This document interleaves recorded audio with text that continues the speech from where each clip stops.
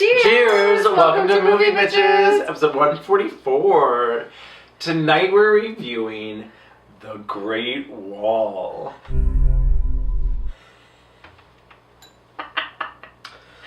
So we just couldn't not see this movie because it seemed like such utter nonsense. Oh boy. What's shocking? What's shocking? This was more of a real movie than I thought it was. That is not what I was gonna say. Oh, okay. What's shocking is that this movie is not what I thought it was gonna be. No. Did you think that this movie was about, like, orc monsters attacking? I didn't. Yes. No, they didn't show the monsters They in the didn't trailer. show them, but they alluded to them. Maybe I didn't pay attention. I was like, what's this? What are these dilophosauruses? What's going on? What's happening? What's this? What? Okay. It's gonna sound crazy. Kind of like the first 40?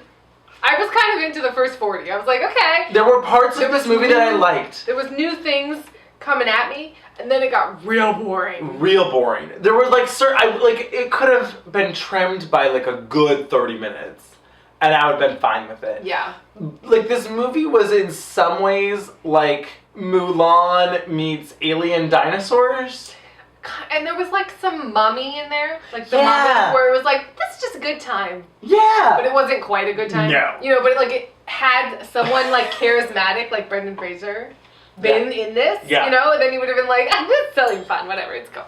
So it starts, and it's the mummy. Like, they're in the desert, and they're running away from bandits, and it's like a whole thing, and he outsmarted them, and like, da-da-da-da. And then a real mystery scene happens, where they're all by a campfire? Yeah. I thought they were in a cave at some point. And every single shot is real tight on everyone's face. So they're having an entire conversation in the darkness. Yep. And it's just like, what do you mean we can't go on? He's wounded. We have to go. We can't. We're lost. Like, and it was like, where are we? What's happening? Who's that? What's going on? This is our introduction to the characters? What's happening? Like, I was so confused by the filmmaking, and it really felt like, oh, fuck, we forgot to film that scene. Oh, well, it's dark. Let's, like, pretend like they're outside, and it's like, we'll put a black scrim behind them. I don't know. Shoot it real tight, and you won't be able to see. But it was insane. It was crazy. Well, then there's like this weird alien attack thing. Well, and I didn't know what it was. No, you're just like, oh, okay, what just happened? And then he's like, oh, I got the arm. You're like, it's what? It's like this green, like, mangled hand, and you're like, what's this? Wait. What's this, though? I don't know. I took its hand. We need to move. Agreed. Oh my god, so the funniest part of this whole movie, you would think it would be the action or the hilarious CGI or, you know... The leaping green frog lizard, you alien would think there'd be a things. lot of things, but the funniest part about this movie is Matt Damon's accent. I'll take the hand with us. What the hell for? So someone can tell me what I just killed. Which changes every word. It was like Irish by way of John Wayne. I couldn't get a grasp on it. Not at all. 10 yards. 6 hands to the right. Sometimes it was just like, hey, I'm Matt Damon. What's up? I'm from Boston. Everything's cool. Like, whatever. And then he'd be like, the horses are ready to be saddled. What? So someone can tell me what I just killed. We have to find the black powder. What? Like, it was insane. Fire's not holding them back. We've got to protect the wall. It was just real weird. It was like... I think he was trying for like a Dutch. Well, maybe. He was really going for like a weird Dutch, like, I don't know. It was weird, long vowels. In search of a weapon more powerful than we have ever known. But then it had a hint of Irish. It then did. It was sort of like macho man. It was very entertaining.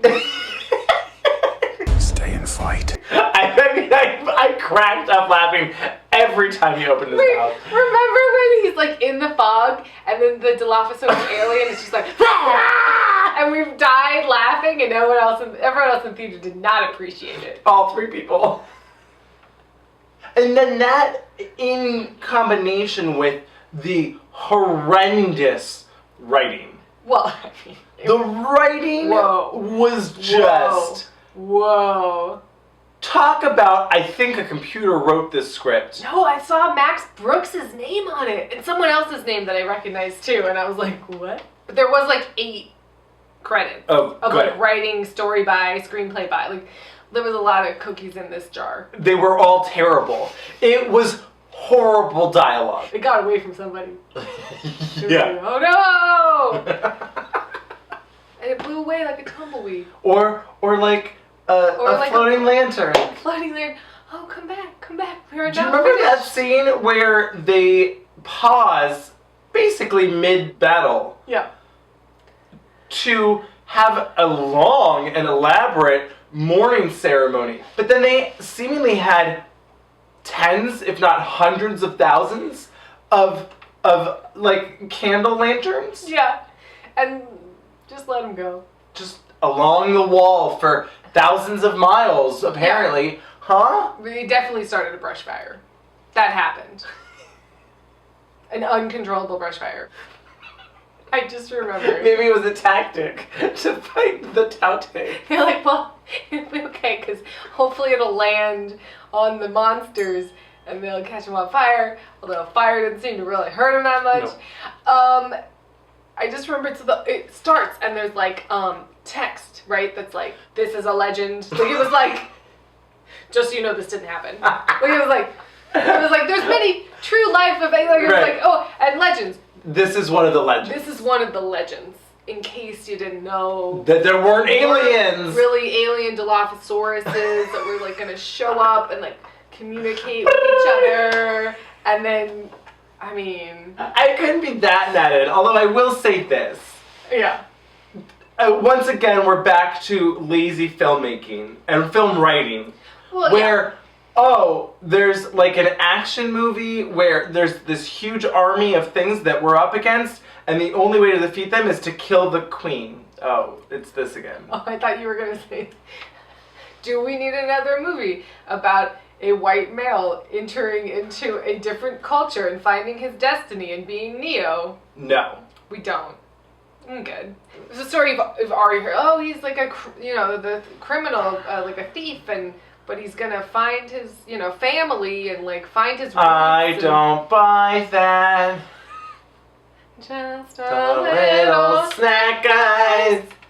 I mean, it was that. Think they're gonna make a live action Aladdin? I'm sure they will. Are they? I'm sure they will. So the production design of this movie was interesting. For the most part, amazing. Yeah. Like, all the costumes, they were fabulous. The whole first part of the movie, Matt Damon and his friend are just like, wow, they're really impressive. Yeah. And I was like, wow, they're really impressive. Like, yeah. Pulleys and cages and blades and this and that. They had a lot of ideas. And all of that was very... It was kind of fun. Engaging for me. Yes. The middle part of the movie, just the same thing kept happening. It was like, and they got attacked, and they fought them, and then they went away, and then they came back, and they got attacked, and they fought them, and then they went away. And, like, the whole side plot with his friend, and sidebar, Willem Dafoe was in this movie? Whoa. And he's terrible. It was just unnecessary. Also, he's like, terrible. I mean, whatever. I can't be mad at Willem Dafoe. I was like, hey, you're here. Hey. Hi. Love you. A lot of thought went into this. Oh, yeah. Remember when I'm just going to call them, like, the Blue Robin Flyers, like, basically the female faction of this army are fabulous. Fabulous. And they... Also the drummers. I was just going to say... The fucking drummers, every time they have, like, different drums, and they are drumming with nunchucks. And I was like, I'm living for this. Like, I could have watched an entire movie about the drumming. What if they made, like, Drumline, but, like, Drumline for, like, army women in this Chinese wall? Holy fucking shit, yes. Right? I am there. She's just a girl who wants to be on the drum line. She just wants to make it to the drum line and to the drumline finals, really. Yes! The drumming was so fabulous. It was so fabulous. It was just like, yes! What is that? So I have a question. Uh-huh. The monsters, do they come every 50 years? 60 years. Okay, so they come every 60 years. So they have this whole thing where there's this mountain range that's all like jaggy. And then there's one peak that has like this green kind of glowing crystal-y. and apparently like a meteorite came and hit it. What? They talked this. They had a whole illustrated backstory. Whoa. Where were you? I don't know. Maybe I just went away. You literally looked at me partway through. They were like, remember they were like illustrate. There was like these like hand-drawn illustrations. Oh, I vaguely remember this. I don't remember it being a meteorite. Yeah, there was like an asteroid. Talk of like the gods. Oh well, they said that like the gods sent down a thing. Okay. The meteorite. There was like so they really were aliens? What? Whoa! Did not notice. And every 60 years, yeah, they come and attack. Okay. Seems like that would be a hard life if you were in the army in the gap years when they weren't coming. Well, there's like a lot of preparation. I guess. But it's like there seems like there would be some people that would just their whole life would just be prep. Sure. And then they die. And they just die. Whoa, rough, dark. But then my question is, okay, so if the Great Wall is this long, why didn't the monster just like go a couple miles down one way or the other and just cross? Where there isn't like just crawl over it. A big station. Where they don't have as many Where there people. isn't an army waiting to attack them every 60 years. That I was wondering about.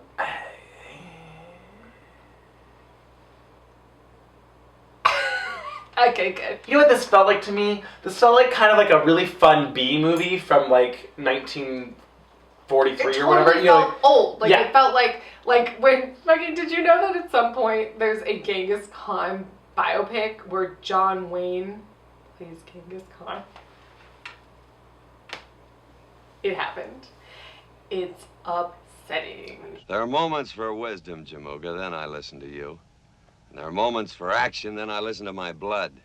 We haven't really talked about his friend. Who cares? His, I mean, he like was, like, Spanish fine. friend who was fine and whatever. I don't know. He was annoying. But I did like that he left.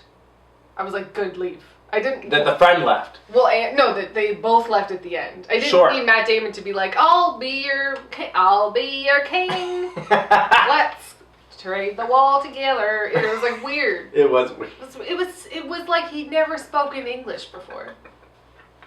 It's very bizarre. What on earth are they fighting here?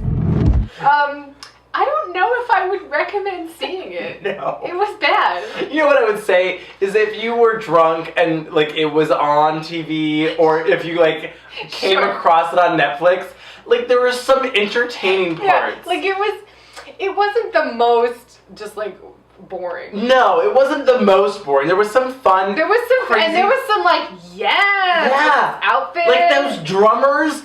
Yes. Like maybe watch it just for the nunchuck drummers. Yeah. Maybe. Fast forward through the middle 40. Yeah. And then get to the end when they're in Rainbow Road Temple. How gorgeous level. Was that? What the fuck was that? What the fuck was that? But also how gorgeous was that? It also I just kept feeling like it was Mulan. I was like, where is Mushu gonna like land his kite and set some fireworks like at the Queen dilophosaurus? Yeah. Basically the same plot. I mean, they landed from a balloon onto the roof of the Imperial Palace, and then they shot a thing that blew up the evil villain.